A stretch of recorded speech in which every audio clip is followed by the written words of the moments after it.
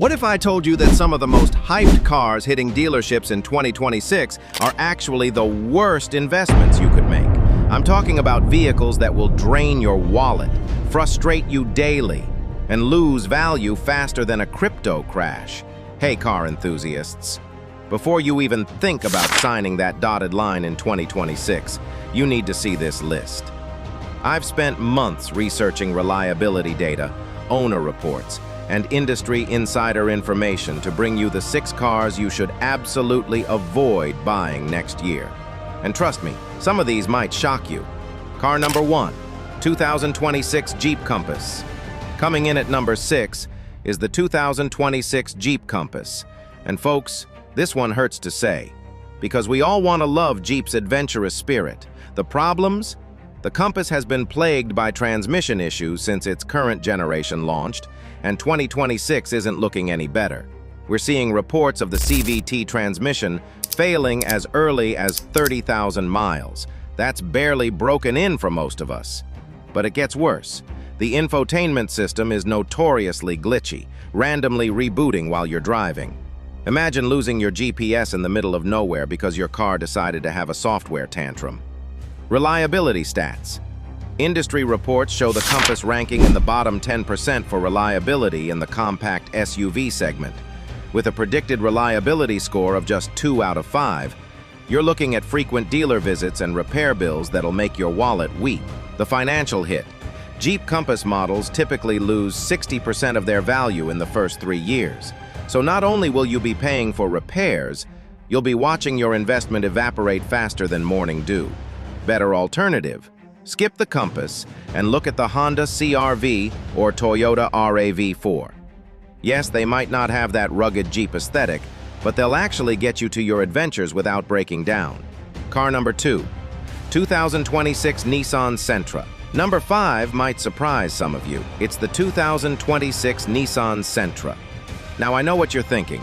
It's just a basic economy car. How bad can it be? The CVT nightmare. Well, let me introduce you to Nissan's CVT transmission, the automotive equivalent of a ticking time bomb. Nissan's CVT units have been failing spectacularly across their lineup, and the Sentra is no exception. We're talking about transmission replacements needed before 100,000 miles, often multiple times. Interior quality issues. The interior materials feel cheaper than a gas station coffee cup, and they wear about as well too. Dashboard rattles, seat wear, and button failures are common complaints from owners who've had their Sentras for just a couple of years. What to buy instead? For the same money, consider a Honda Civic or Toyota Corolla.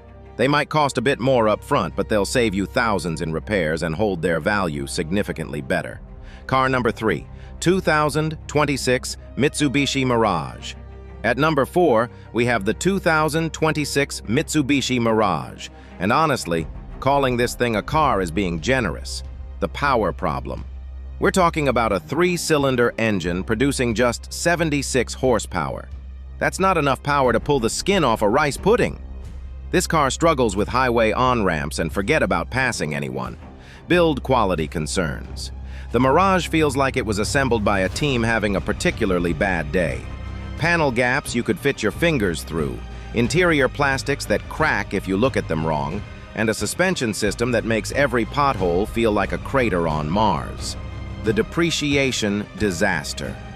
New Mirages lose value so fast that dealers practically have to pay people to take them. After 3 years, you'll be lucky to get 30% of what you paid for it. Car number 4, 2026 Chrysler 300. Number 3 is going to hurt some feelings. It's the 2026 Chrysler 300.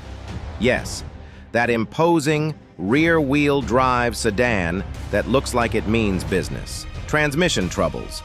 The 8-speed automatic transmission, while smooth when it works, has a nasty habit of developing hard shifts, delayed engagement, and in some cases, complete failure. Replacement costs can easily hit $4,000 to $6,000. Interior degradation. Those luxurious-looking interior materials don't age gracefully. Leather seats crack prematurely. Dashboard materials warp in the heat. Market reality. Chrysler's reputation precedes it in the used car market. Buyers are skeptical, and rightfully so. This means your 300 will depreciate faster than you can make payments on it. Better choice. If you want rear-wheel drive luxury, consider a Genesis G90 or even a certified pre-owned BMW 3 Series. You'll get better reliability and stronger resale value.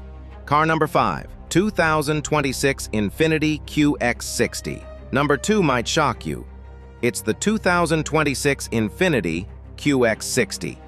This 3-row luxury SUV looks great on paper, but reality tells a different story. The CVT problem continues. Yes, we're back to CVT transmissions. Quality control issues. For a luxury brand, Infiniti's quality control is surprisingly poor. Paint defects, interior trim pieces that come loose, and electronic malfunctions are common complaints among QX60 owners. Service network problems. Here's something many people don't consider. Infiniti dealers are becoming increasingly rare. Finding qualified service can be a real challenge, and when you do find it, the costs are often astronomical. Resale value reality. Infiniti vehicles, including the QX60, suffer from poor brand perception in the resale market. You'll lose money faster than you can blink, making this a poor financial decision all around. Car number 6, 2026 Land Rover Discovery Sport. And our number 1 car to avoid in 2026 is the Land Rover Discovery Sport. I know. It looks incredible and promises authentic British luxury and off-road capability. The repair bill. When these things break, and they will break, the repair costs are absolutely savage. We're talking about $1,000 plus repair bills being routine, not exceptional. A simple electrical fault can turn into a $3,000 nightmare at the dealer. Depreciation, disaster. Land Rovers depreciate faster than almost any other luxury vehicle. After 5 years, you'll be lucky to recover 25% of your original investment. That's not a car purchase. That's an expensive rental agreement. Off-road reality check. Here's the irony. For all its off-road marketing, most Discovery Sports never see anything rougher than a gravel parking lot. You're paying a massive premium for capability you'll probably never use, while sacrificing reliability you'll need every day. There you have it, car lovers. 6 vehicles that should stay firmly planted on dealer lots in 2026. Remember, buying a car is one of the biggest financial decisions you'll make, and these 6 are guaranteed to turn that investment into a money pit. What do you think? Did any of these surprise you? Drop a comment below and let me know what cars you think should be avoided in 2026.